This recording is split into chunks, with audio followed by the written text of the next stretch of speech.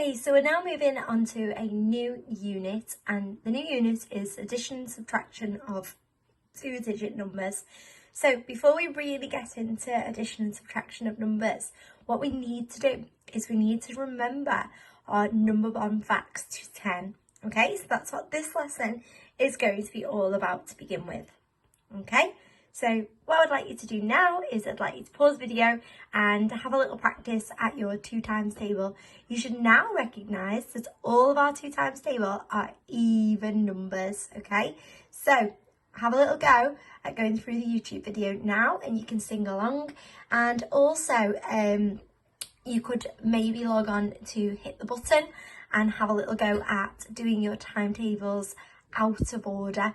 So on Hit the Button, it'll just flash you up different times tables. So it could say 5 times 2 or it could say 5 times 8.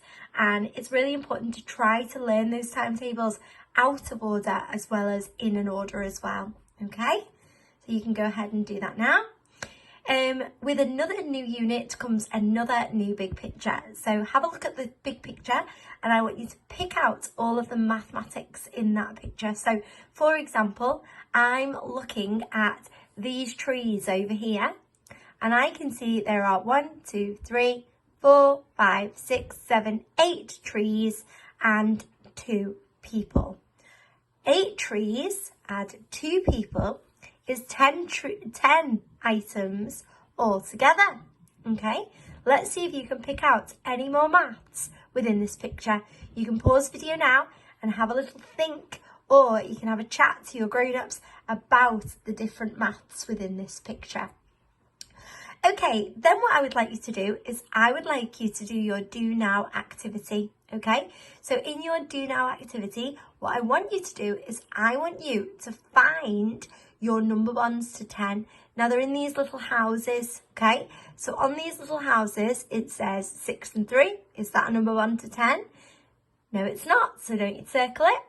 Look at all of them, all of the ones in the little houses, and I want you to circle just the ones that are number bonds to 10, okay?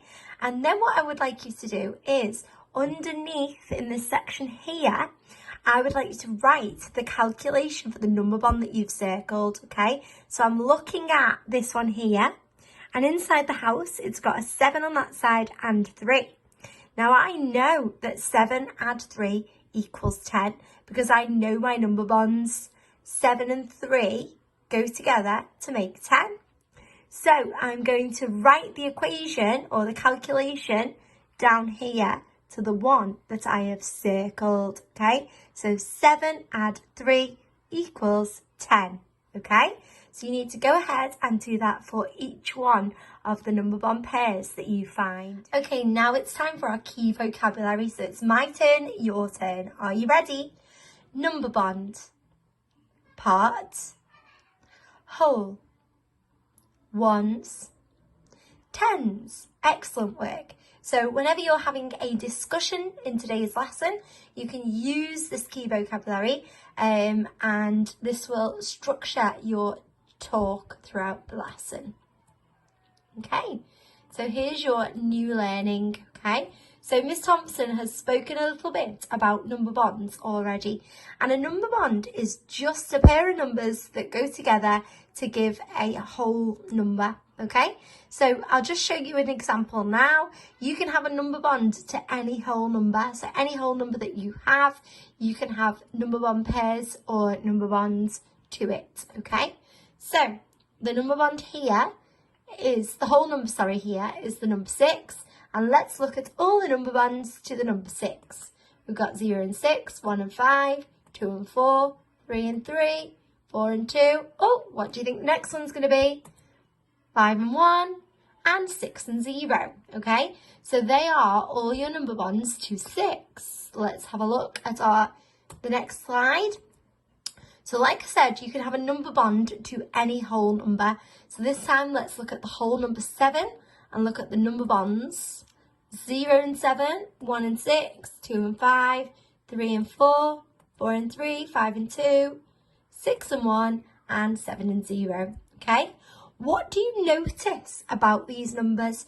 You can pause the video and have a little think on your own, or have a chat to your grown up about what you notice about these numbers. What's happening here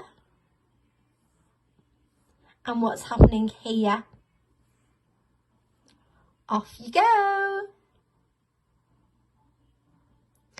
Okay, we're now going to practice some posh words, okay? So we'll do my turn, your turn. Let's put our posh voices on for this. Commutative. Commutative. Inverse. Inverse. Okay, so we're going to look at what does commutative and inverse actually mean, okay? So think about what commutative and inverse actually means. They're a bit too hard and a bit too tricky to learn, these words, aren't they? Okay, well, actually, they're really easy, because commutative just means that you can swap the calculation around. Look at my two calculations at the top there. They're using the same three numbers, but pause video now and have a chat or have a think about what's changed. If you said it's the same calculation with the 6 and the 4, the parts switched around, you'd be right, because we still have the same answer on each side, but it's just the 4 and the 6 that have switched around. Now this is the law of commutativity, because the law says that you can swap the numbers around and still get the same answer whenever you add. So if you add 6 to 4, you get the answer of 10. And if you add 4 to 6, you still get 10. So this is the law of commutativity, okay? So it's just being able to swap the numbers around in a calculation and it still equals the same, because 6 add 4 equals 10 is also equal to 4 add 6 equals 10. It's the same number with the numbers just switched around slightly, okay? Excellent, so we all know what commutativity means now. We know that it means you can swap around the numbers, the parts, and you will still get the same answer or whole when you add them together, okay? Right, now this one is a little bit different. This is inverse, okay? So what I'd like you to do is I would like you to have another look at these two calculations at the top of my PowerPoint, okay? And I'd like you to pause video now and have a little think or a little chat with your grown-up about what you can notice about these two. So what's the same and what's different this time? So if you notice that this time we have a different answer on each side, don't we? We have a 6 on this side and we also have a 4 on this side, okay? Now, you may have also noticed that this time we are taking something away, we're minusing something, okay? That's another thing that is different. And also, if you notice something that's the same, we've got the same number here, and we're also using the same numbers as earlier on, aren't we? We've still got the 10, the 6, and the 4, because they are all related to each other, okay? Now, this is where it's different, because inverse just means that we can take away one of the parts from the whole. So we can take away one of the parts from the whole number and it will equal the other part. That's just the inverse operation, okay? Because the inverse operation to subtraction is addition. Addition and subtraction are the inverse of each other. Say that now. Addition and subtraction are the inverse of each other. Okay, let's have a look at this then. So like Miss Thompson was saying, the inverse operation, we use the same numbers, okay? So we take away a part from the whole and we get the answer will be the other part. So if we take away a part from the whole, the answer will be the other part, okay? So it's the operation that reverses the effect of the other operation. So it reverses the addition that we've seen earlier on, okay? So it just means that if we take away a part from a whole, we get the other part, okay? Nice and easy. Sounds more tricky than what it actually is, okay? Stick with me. Right, for your main activity for today, what we want you to do is you are going to be spending 10 pence to buy 2 items. Now these 2 items have got to be number bonds to 10, okay? So you're not going to get any change, you just got to spend your whole 10 pence every time that you go to the shop. So here I've given you my first example. So I decided I'm going to buy some of these and one of these. So what I've done is I've written my calculation down here because I've got 9 pence, add 1 pence equals 10 pence altogether, okay? But would it matter if I went into the shop and I bought this one first, this 1 pence, and then I bought this one second and 9 pence? I would still have to pay 10 pence, wouldn't I? Because I'm using the law of commutativity here, because it doesn't matter which way round my parts go. I'm still going to get the same whole of 10 pence, okay? So you can do that for each of the items that you're going to spend.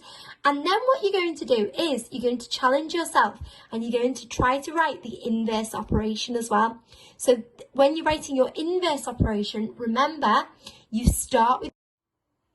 So as I was saying, with the inverse operation, you need to start with the whole number, which is the 10 pence in this case, and you need to take away one of your parts, and this will leave you with your other part as the answer, okay? You need to write both of those. So the next one that you'll do is you will write your whole number, you'll take away part and be left with the other part then, okay? So have a go. If you're finding it very, very difficult to do the inverse operation, then I don't mind. You can just do the commutative one where you just swap around the parts to write the equation. But I want you to have a little go. I think it'll really support you in understanding your number bonds to 10, okay? And how those numbers all relate to one another, all right? Now, what you'll need to do then is you'll need to pretend that you're spending your 10 pence and you'll need to find the items which match to the number bonds. So you could have 9 and 1 are number bonds, 8 and 2. You could have 8 and 2 are friends, 7 and 3, 6 and 4. Or you could even have 5 and 5 are twins, okay? So you can have a little go at that. And all the space is below for you to record your findings there. And please do make sure that you challenge yourself to the chili challenge as well, where you're just looking at what's the same and what's different between 2 calculations, okay? Now also, if you want to, this is actually the chili challenge. So this is the one that you will be looking at. So you'd be saying what is the same and what is different between these 2 numbers. So you just need to record, okay? So maybe the numbers are similar, aren't they? So you've got similar numbers in there. What might you have added? What's different? And you can just write these thoughts down. Okay, well, I hope you enjoyed your maths lesson for today. And we only got one more left before we're back to our live lessons. Once again, we just want to thank the parents so much for helping your children with home learning and supporting them to do their work. We really do appreciate all that you're doing, and just one more day to go until we are back in that classroom, hopefully for a longer period of time, okay? Thank you very much for listening.